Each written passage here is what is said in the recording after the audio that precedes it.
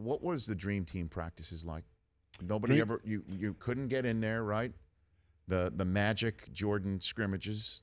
They were phenomenal to watch. What watch? You weren't in them? Well, I was in them, but not really, because I had a bad knee. Okay. And I was just trying to survive the experience of playing in the Olympics. I needed surgery on my right leg, so I wasn't really trying to get in any scraps. But what happened? Magic and Michael were talking and yucking it up, and you know, Magic will get Michael all hyped up, and guess who's got to guard him? You. With a bad knee? Yeah, exactly. So right. I was like, hey, cut it out. Just cut it out. Well, what is Magic saying to Michael Jordan? Oh, they're just having fun. Great guys. I know that, but how would he get Jordan's goat? You know, trash talking at the highest level is really good. I mean, those guys can get under each other's skin like never before. Highest level. I mean, that's like rare. I mean, we're in a different atmosphere at that level. Exactly. So what? Can you give me a little bit of an example? Well, Rich, I could, but I don't want to. You know, confidence. You know, you don't want to. Just like Fight Club? Absolutely. You know, it's what happens in the gym stays in the gym. Mm-hmm. But, you know, when you get competitive guys of any sport together and they're practicing, even though they're on the same team, when they're practicing, they're going to go hard. Bird? Bird was kind of like me. He had kind of a bad twitch in his back, and he was trying to survive the experience as well. Mm-hmm. And we're kind of laid back. What was Charles's role in this whole thing? I don't know if he had one, but he was talking somewhere.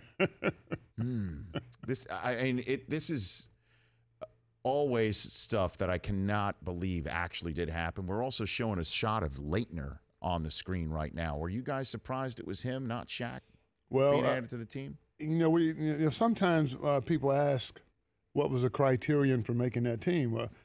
The criterion changed from person to person. But I think the guys who were involved were just trying to put together the best team that they thought was the best fit. Mm-hmm. And so Shaq was probably the most dominant player.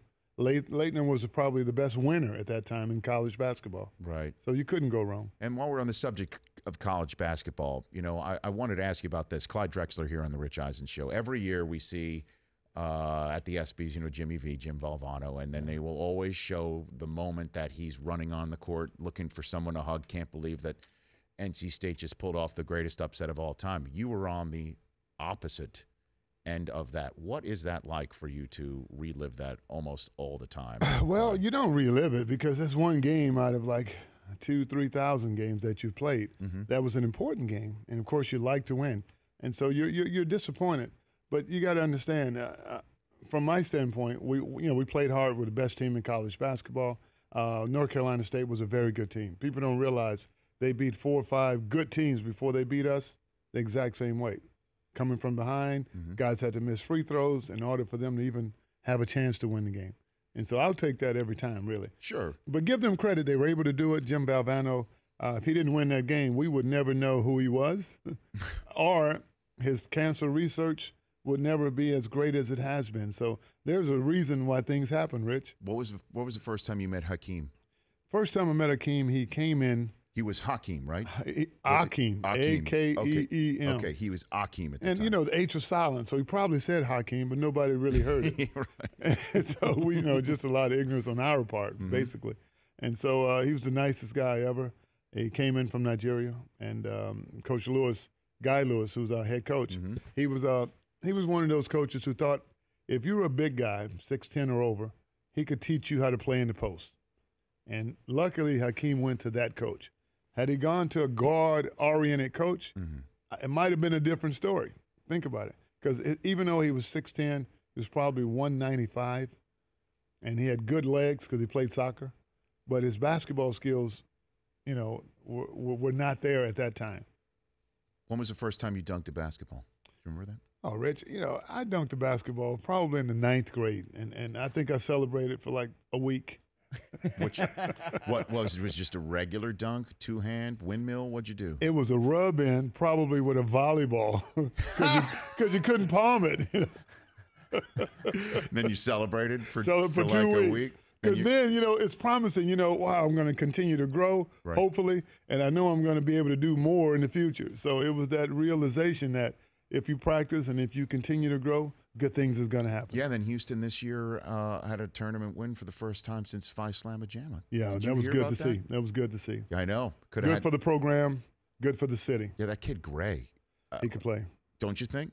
I think he's a pro. Next level, right? Don't you think he's going to play at the next level? I think he has a shot.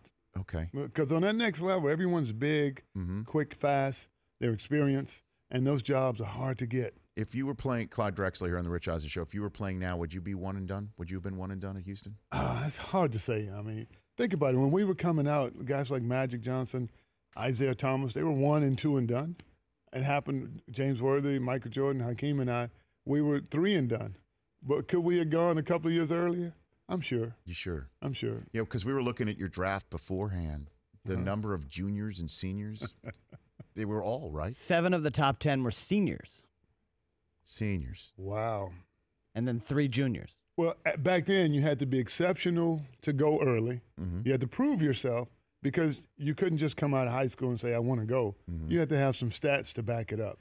And so the scouts were more concerned with what have you done? What are your credentials? Now, a lot of it is based on potential. The Rich Eisen Show, weekdays at noon Eastern on Audience.